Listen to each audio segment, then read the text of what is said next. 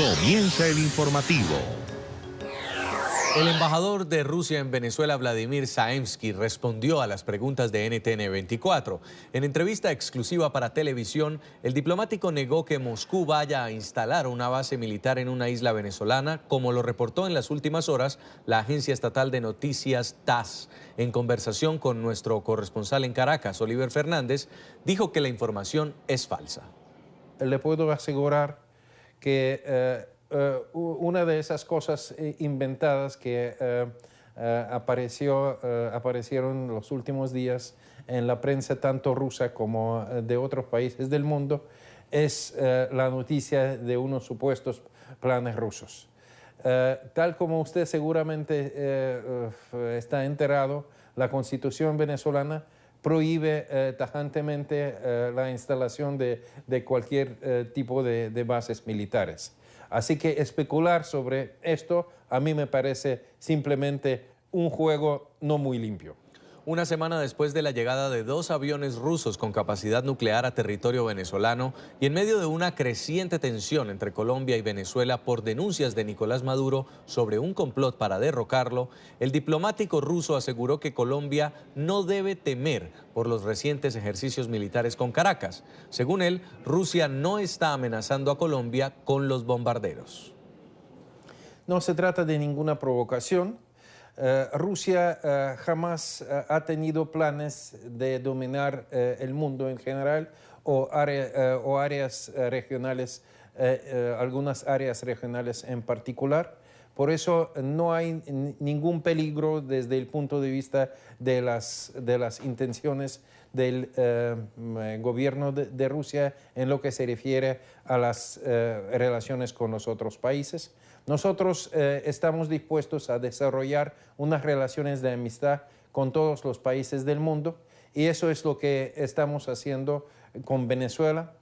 El fin de la meta de estos ejercicios conjuntos, de esos vuelos conjuntos que se realizaron la semana pasada durante la presencia aquí en Venezuela de 2 bombarderos estratégicos rusos, Tupolev 160, fue exactamente seguir la práctica normal de rutina que tienen todos los países que mantienen una cooperación militar.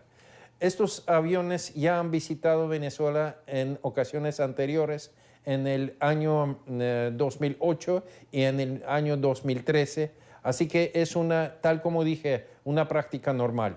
Nosotros tenemos otros ejemplos de esta cooperación militar por ejemplo, todos los años durante el verano, porque en invierno sería bastante difícil hacerlo en Rusia, pero los venezolanos vienen a participar en los juegos militares que se llama biatlón de tanques. Claro. Y a propósito, han logrado unos resultados muy buenos, me refiero a los tanquistas venezolanos que participaron en esto. Así que es una práctica normal y no hay nada por qué preocuparse. En la entrevista con NTN 24, el embajador ruso en Caracas también respondió al gobierno de los Estados Unidos, que cuestionó a Rusia por enviar aviones de guerra a Venezuela y no ayuda humanitaria como lo está haciendo la Unión Americana. Yo diría que en lugar de los representantes norteamericanos, yo me abstendría de unas declaraciones de este tipo por tener un historial de sus relaciones con América Latina tan manchado de las agresiones y de las actividades subversivas. Le puedo decir que solamente durante la vida de la generación a la cual pertenezco yo, hemos presenciado las intervenciones militares norteamericanas en la República Dominicana, en Granada, en Panamá, la participación completamente probada en el golpe de Estado de Chile y todo el trabajo sucio que se hizo para montar la invasión a la Bahía de los Cochinos. Así que en vez de pronunciarse de esta manera, yo me abstendría de empezar o de de inmiscuirse en nuevas aventuras. Espere la entrevista completa en el programa Zoom a la Noticia, hoy a las 8 de la noche, hora de Bogotá y la costa este de los Estados Unidos. Mauricio Macri asumió la presidencia pro tempore del Mercosur por los próximos 6 meses e inició su gestión con fuertes críticas al régimen venezolano. En compañía de su par de Uruguay, Tabaré Vázquez, el mandatario argentino aseguró que la región se encuentra en una crisis humanitaria que requiere esfuerzos inmediatos como resguardar los derechos de millones de venezolanos que escapan del hambre y de la represión del régimen de Nicolás Maduro. Al mismo tiempo, Macri aseguró que buscará integrar el bloque del Mercosur con el mundo. En el evento también estuvieron presentes los presidentes de los otros países que forman parte de Mercosur, como Michel Temer de Brasil y Mario Abdo Benítez de Paraguay.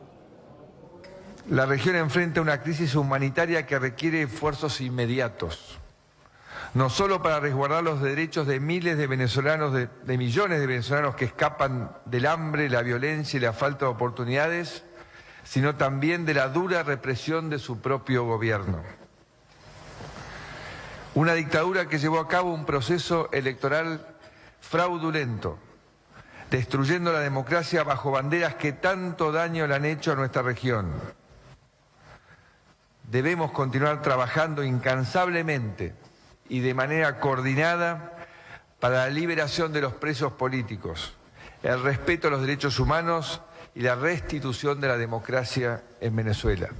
Aterrizó en Santiago un avión de la Fuerza Aérea Chilena con 64 ciudadanos a bordo provenientes de Venezuela que huyeron de la crisis política, económica y social que se vive bajo el régimen de Nicolás Maduro.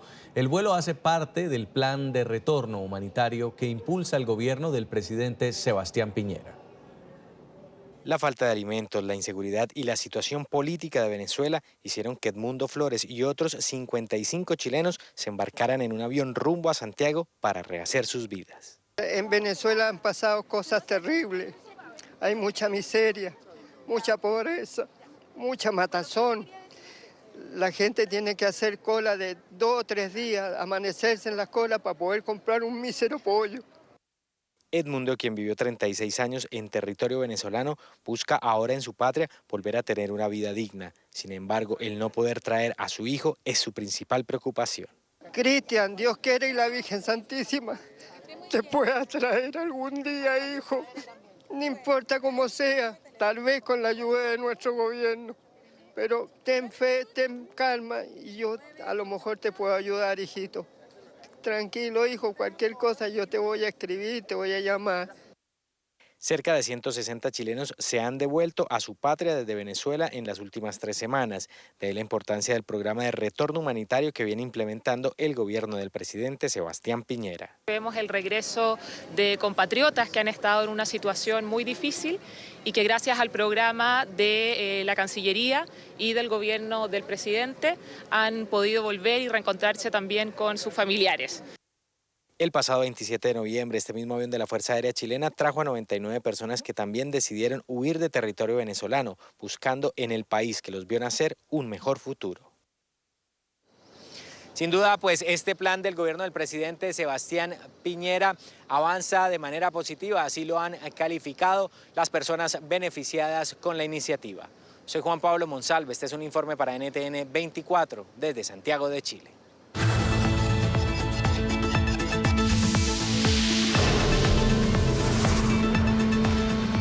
Tras un pedido de la defensa, el juez en la causa contra Michael Flynn, el ex asesor de seguridad nacional del presidente Donald Trump, decidió postergar la sentencia prevista para hoy en una corte federal. El pasado 4 de diciembre, el fiscal especial que investiga la trama rusa, Robert Mueller, recomendó que Flynn no vaya a la cárcel debido a su colaboración sustancial con las pesquisas. Sorpresa este martes en la Corte Federal de Washington en la audiencia condenatoria contra Michael Flynn, acusado de mentir a los agentes del FBI sobre sus contactos con la trama rusa. Tras varias horas de juicio, el magistrado Emmett Sullivan aplazaba el veredicto del exasesor de Seguridad Nacional de Donald Trump hasta el próximo año. Según sus abogados, Flynn cometió perjurio involuntariamente al no haber sido notificado explícitamente que era un delito mentir al Buró Federal de Investigaciones, una línea de defensa que horas después compartía la secretaria de prensa de la Casa Blanca, Sarah Sanders, quien llegó a calificar de emboscada la actuación del FBI. Todavía creemos firmemente las cosas que pueden haber ocurrido nuevamente son para que el juez tome la decisión de si se involucró en algo inapropiado. Lo que sí sabemos que fue inapropiado por sí mismo, admitido, de James Comey, es que el FBI rompió el protocolo de una manera que entraron y tendieron una emboscada al general Flynn, y de la forma en que lo interrogaron y de la forma en que lo alentaron a no tener presente la oficina del abogado de la Casa Blanca, y lo sabemos porque Comey nos dijo eso. Horas antes era el propio presidente estadounidense quien le deseaba buena suerte a su ex empleado a través de la red social Twitter. Buena suerte hoy en la corte al general Michael Flynn. Será interesante saber qué tiene que decir, a pesar de la tremenda presión que se pone sobre él sobre la colusión con Rusia en nuestra gran y obviamente altamente exitosa campaña política. No hubo ninguna conspiración.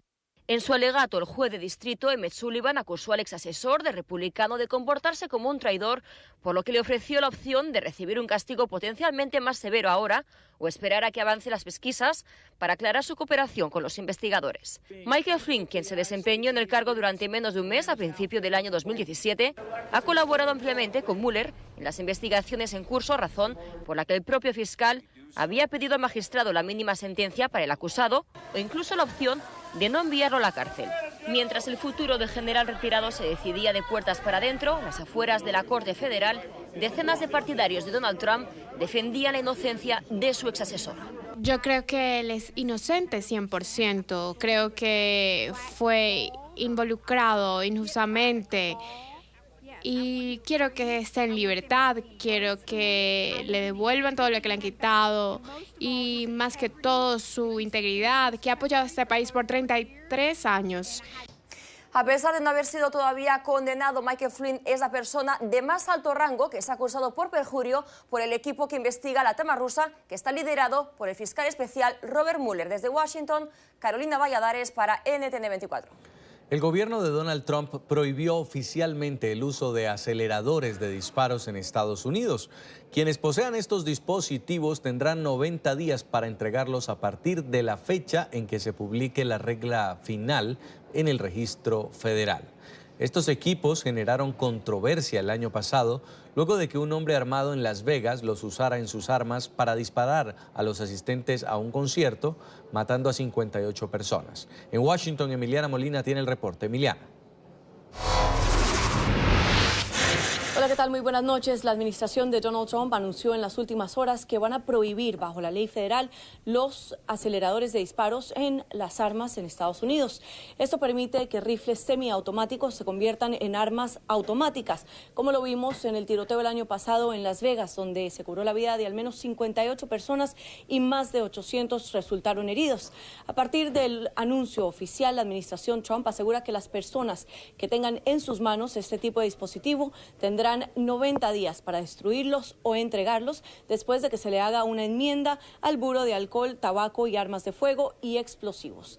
Este anuncio por parte de la administración de Donald Trump se hace después de que se le entregara al mandatario estadounidense el informe de la Comisión Federal de Seguridad en las Escuelas, cuya tarea tiene hacer recomendaciones no solo a legisladores a nivel local, sino estatal y federal, para ayudar así a prevenir futuros tiroteos en las escuelas alrededor de la Unión Americana.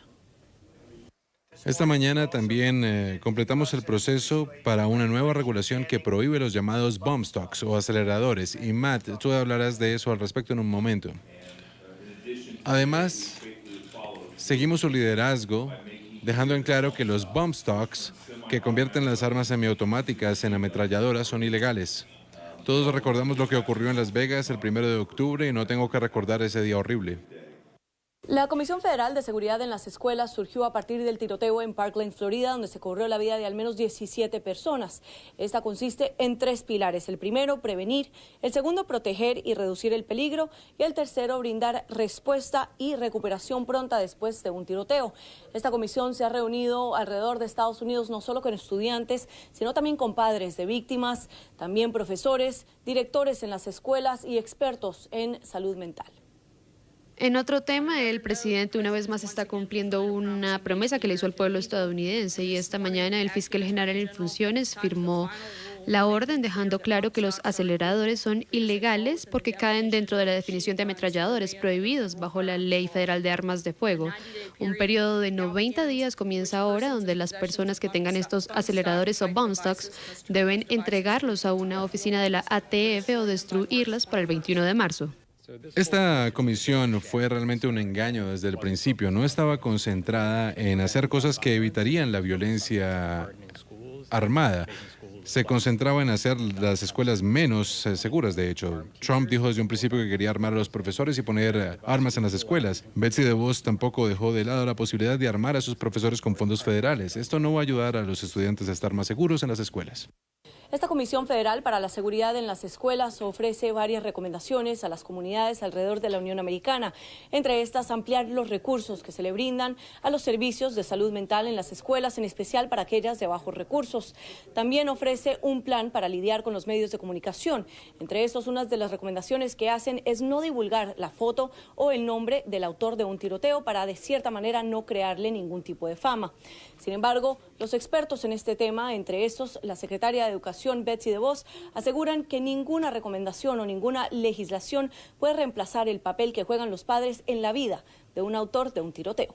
Esta es toda la información que tenemos desde la Casa Blanca. Emiliana Molina, regreso al Centro Internacional de Noticias. Gracias, Emiliana. Estados Unidos tendrá una fuerza militar en el espacio. El presidente Donald Trump ordenó oficialmente al Pentágono la creación de un comando combatiente unificado dedicado a las operaciones espaciales, que se convertiría en la 6ª división de las Fuerzas Armadas de los Estados Unidos. Sin embargo, se necesitará el visto bueno del Congreso. El vicepresidente Mike Pence fue el encargado de hacer el anuncio. El Comando Espacial de los Estados Unidos integrará capacidades a lo largo de todas las ramas de las fuerzas militares, desarrollará tácticas, doctrinas y procedimientos que permitirán a nuestros guerreros defender nuestra nación en esta nueva era. Y digo con gran orgullo, es un honor anunciar el establecimiento del Comando Espacial aquí en el Kennedy Space Center, una nueva era de seguridad nacional de los Estados Unidos en el espacio comienza hoy. Ayer en este informativo publicamos la historia de Abdullah Hassan, un niño de 2 años que padece una enfermedad terminal en California y que está separado de su madre, quien, afectada por el veto migratorio de Donald Trump, no ha podido viajar a verlo. Tras conocerse la angustiosa súplica del padre de Abdullah, el gobierno de Estados Unidos aprobó una visa humanitaria para la mujer yemení que clamaba por poder abrazarlo. Un desenlace feliz para un caso que conmovió a Estados Unidos. Mi hijo necesita a su madre. Ella quiere besarlo, abrazarlo por última vez.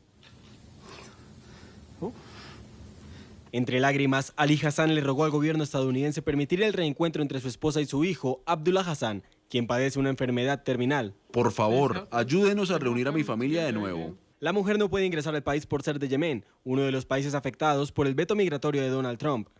Pero las plegarias de Ali fueron escuchadas. La Casa Blanca le otorgó una visa a la madre. Es un caso muy triste. Nuestros pensamientos están con la familia en este momento difícil. La mujer, que se encuentra en Egipto, llegará este miércoles a Estados Unidos para verse con su hijo de 2 años de edad, quien permanece con vida gracias a un respirador artificial. Indignación han generado estas imágenes, niños marcados con números en sus brazos y manos, como ocurrió con los judíos durante el Holocausto en la Segunda Guerra Mundial. Se trata de menores que llegaron a la frontera entre México y Estados Unidos con la caravana migrante y que solicitan el asilo junto a sus padres. Una escena que revive los campos de concentración. Niños marcados como los judíos en pleno Holocausto. Pero la escena es más reciente. Son niños centroamericanos que intentaron ingresar a Estados Unidos junto con sus padres. Hacen parte de la caravana migrante y las autoridades mexicanas los marcan en brazos y manos para rastrearlos.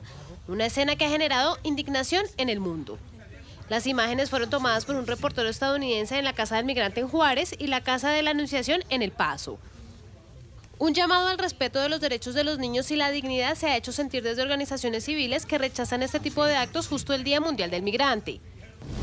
Hoy es el Día Internacional del Migrante. Todos podemos y debemos proteger a los niños, niñas y adolescentes migrantes, refugiados y desplazados de la explotación, la violencia, la discriminación y los abusos.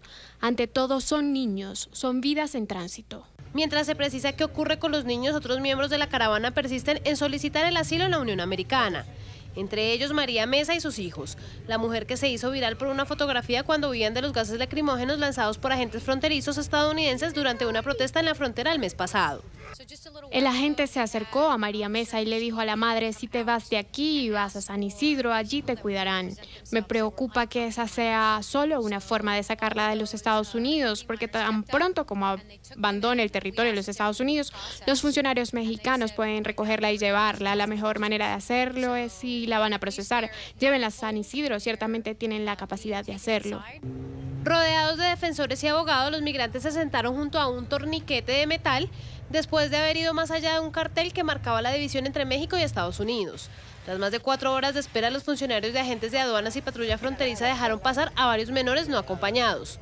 Organizaciones civiles aseguran que los procesos son lentos por la cantidad de solicitudes, que además de las de la caravana, se unen con la de mexicanos y haitianos. Este martes el presidente Donald Trump volvió a quejarse de la inmigración ilegal. En un tuit, el mandatario afirmó que el fenómeno de los millones de indocumentados que ingresan a Estados Unidos le cuesta $2.000 millones al año a la Unión Americana. La inmigración ilegal le cuesta a los Estados Unidos más de $200.000 millones al año. ¿Cómo se permitió que esto ocurriera?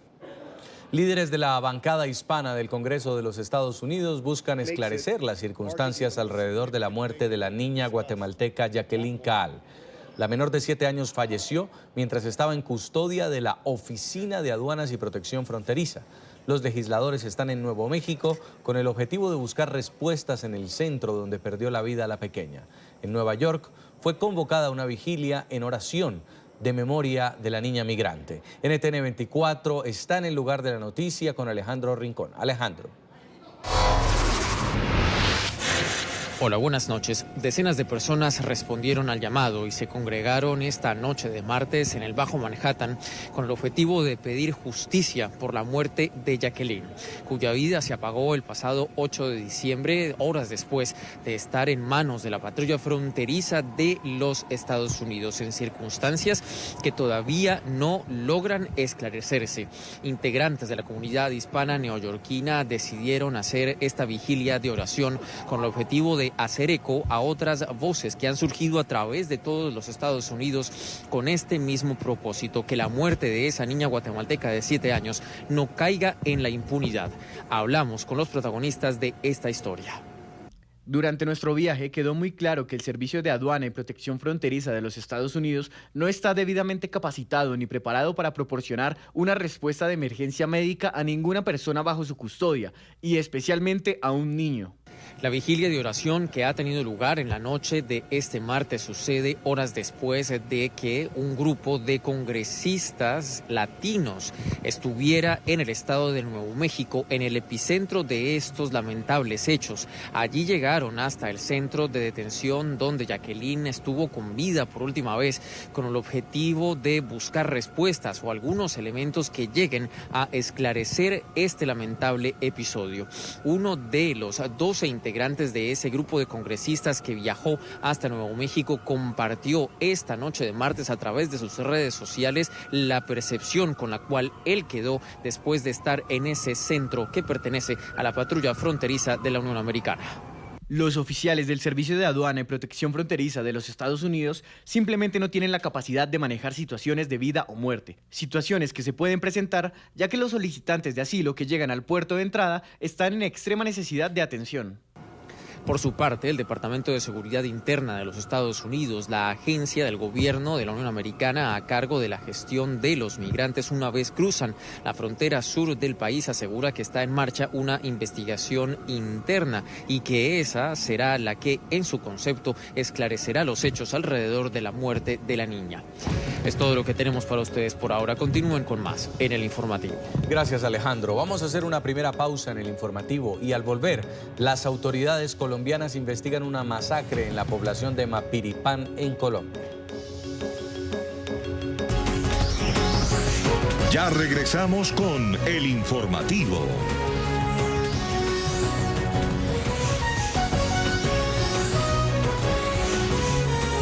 Continuamos con el informativo.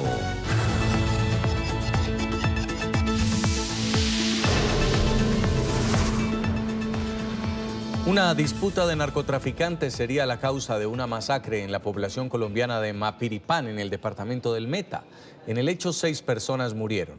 Con una recompensa de 50 millones de pesos, unos $17.000, esperan dar con los autores de este múltiple crimen. NTN 24 en el lugar de la noticia. Saludamos a Luis Alfredo Zapata con el reporte. Luis Alfredo. Hola, ¿qué tal? Yo los saludo desde Villavicencio, capital del departamento del Meta. Esta población dista unos 90 kilómetros de Bogotá, capital de Colombia. Luego del Consejo Extraordinario de Seguridad que se cumplió en el municipio de Mapiripán, en el sur del Meta, pues las fuerzas militares y las fuerzas civiles llegaron a varios acuerdos. Primero, se ofrecerán hasta 50 millones de pesos a quien entregue información que permita dar con el paradero de los responsables, tanto intelectuales y materiales, de esta masacre, donde perdieron la vida 6 hombres. Segundo, van a unar esfuerzos entre autoridades civiles y militares para patrullar metro a metro este corredor, ya que es estratégico para poder extraer la droga que se produce entre el Meta y el departamento del Guaviare.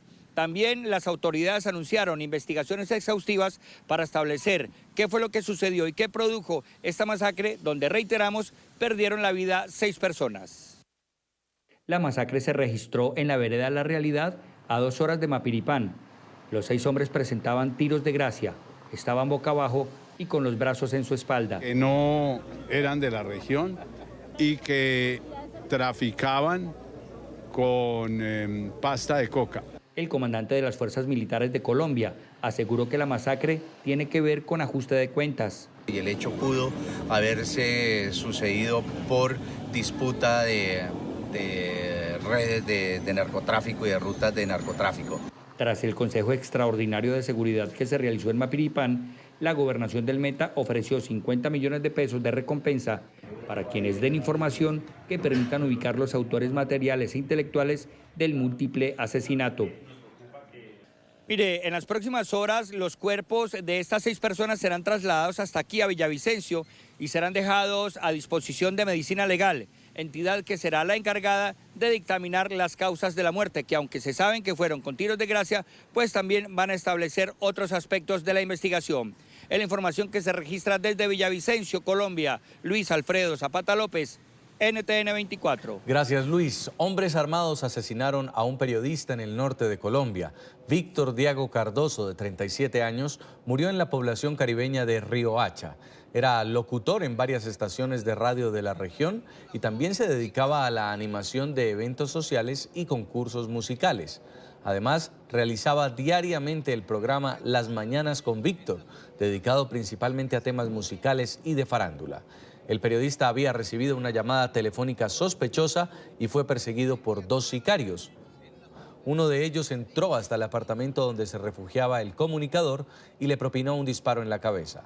Las autoridades dijeron no tener una hipótesis clara sobre la motivación del crimen. Batalla campal en Bolivia.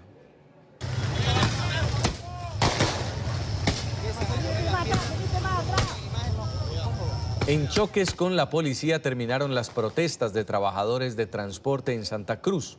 Las autoridades utilizaron gases lacrimógenos para dispersar a los manifestantes que habían bloqueado una importante carretera. Las protestas comenzaron después de que el gobierno municipal de la ciudad revelara un plan para restringir el tráfico cerca de los mercados de la ciudad. 7 manifestantes fueron arrestados. Histórica sentencia en El Salvador. Fue dejada en libertad la joven Imelda Cortés, acusada de intento de homicidio. La mujer fue procesada por supuestamente tratar de abortar a su bebé, producto de un abuso sexual por parte de su padrastro. Durante el proceso, la defensa alegó que la joven sufrió una emergencia obstétrica durante su embarazo. Actualmente su hija tiene 1 año y 7 meses de edad. El Salvador es uno de los pocos países del mundo en los que el aborto está prohibido en todas las circunstancias. Las mujeres que sufren complicaciones durante el embarazo, como abortos espontáneos, son a menudo acusadas de homicidio agravado por la Fiscalía del país.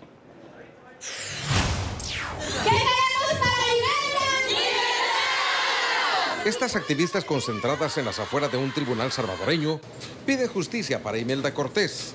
Una mujer de 20 años juzgada por abortar a su recién nacida en una fosa séptica en abril de 2017. Al final de la audiencia, el juez la liberó de cargos. Ella en ningún momento quiso matar a la bebé, tuvo un parto en letrina. Eso es muy común en los cantones de ese país. El tema generó polémica, ya que la bebé es producto de la violación del padrastro de la joven, quien era abusada desde los 11 años. El CONA ha tenido un pésimo papel en este caso, decidiendo que la niña tenía que quedarse en la casa con el violador y la mamá de Imelda. Creo yo que esto revela, digamos, la deficiencia de todo el sistema de justicia. Durante una conferencia de prensa este martes, la defensa y organizaciones que luchan por la despenalización del aborto celebraron el fallo y dicen que este caso sienta un precedente en la justicia salvadoreña. Sino que también representa la esperanza para las otras mujeres que aún están siendo procesadas por este tipo de emergencias obstétricas, por estos partos extrahospitalarios que no son provocados en ningún momento, sino que son partos naturales. El abusador de Imelda, Pablo Enríquez, de 71 años, está detenido en una prisión salvadoreña y en enero próximo será la vista pública. El presidente de México, Andrés Manuel López Obrador, entra en el plan de austeridad de su gobierno. En la rueda de prensa matutina, el mandatario anunció que tras recibir su primera quincena, cumplirá con la nueva ley, por lo que regresará a la tesorería lo correspondiente al 29% del pago que recibió tras asumir el poder. El presidente urgió a los servidores públicos del Ejecutivo a hacer lo mismo para reducir los gastos burocráticos y para tener las cuentas claras. El salario mínimo. La posible no aprobación de recursos para construir el muro en la frontera sur tiene de nuevo en jaque al gobierno federal de Estados Unidos. Dentro de 4 días, las agencias gubernamentales podrían quedar sin fondos si el Congreso no aprueba la financiación de la polémica obra, como lo exige el presidente Donald Trump. El mandatario ha exigido $5.000 millones. Los demócratas aseguran que no otorgarán más de 1.600. Con este panorama y ante el posible cierre temporal del gobierno federal, los empleados públicos están en riesgo de no cobrar sus salarios durante los días de Navidad. Vamos a hacer de nuevo una pausa, pero antes, ¿por qué presentó su renuncia el primer ministro de Bélgica? Es lo que les vamos a contar al regreso. Ya regresamos con el informativo.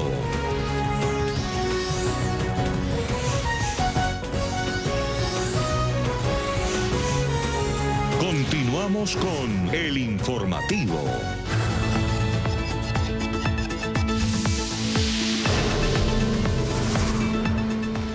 Renunció el primer ministro de Bélgica. El liberal Charles Michel presentó su dimisión al rey Felipe después de una sesión en el Parlamento Federal donde constató que no cuenta con la confianza de la Cámara para sobrevivir a una moción de censura que fue presentada por los partidos socialistas flamenco y francófono y respaldada por el Partido de los Verdes.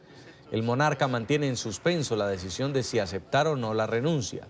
El rey Felipe mantendrá reuniones en las próximas horas con los presidentes de los diferentes partidos políticos para tratar de encontrar puntos en común. Arribaron a Italia los restos del periodista muerto en el atentado en Estrasburgo, Francia. El presidente Sergio Mattarella hizo acto de presencia en el aeropuerto acompañando a la familia de la víctima. El joven resultó herido en el atentado al mercado navideño de la capital de Alsacia el pasado 11 de diciembre, perpetrado por el radical Cherif Shekat. Posteriormente murió. El comunicador trabajaba para la emisora radial Eurofónica. No hay respiro para el gobierno de Emmanuel Macron. Ahora es la propia policía la que amenaza con ponerse en huelga. Los oficiales, que consideran haber trabajado demasiado durante las protestas de los llamados chalecos amarillos, convocaron para mañana una jornada de servicios mínimos en el país, acompañada de protestas en las comisarías. El gobierno francés ha anunciado este martes una prima extraordinaria de $340 para los agentes del orden que se movilizaron durante las protestas. La sorpresa de unos transeúntes en Alemania. 4 cebras escaparon de un circo navideño en la ciudad de Dresden y pudieron ser vistas trotando libremente. Uno de los ciudadanos captó a los animales corriendo cerca de él y subió el video a las redes sociales. La policía emprendió una búsqueda que dio finalmente con la recuperación de los 4 equinos.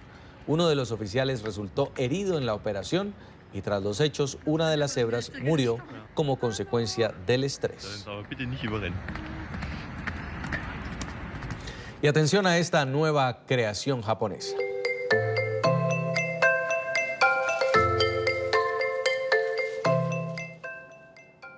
Este es Lobot, una mezcla de la palabra love, amor, y la palabra robot.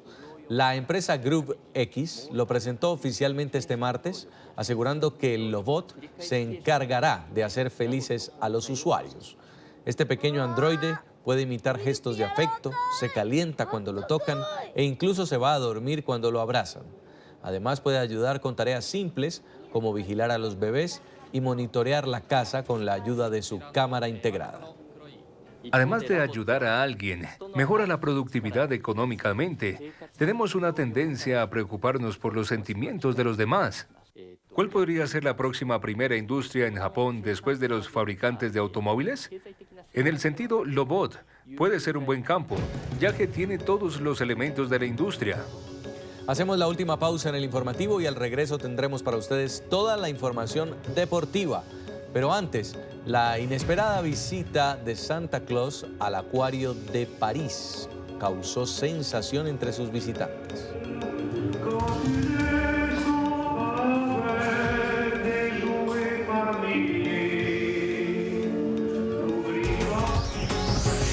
Ya regresamos con el informativo.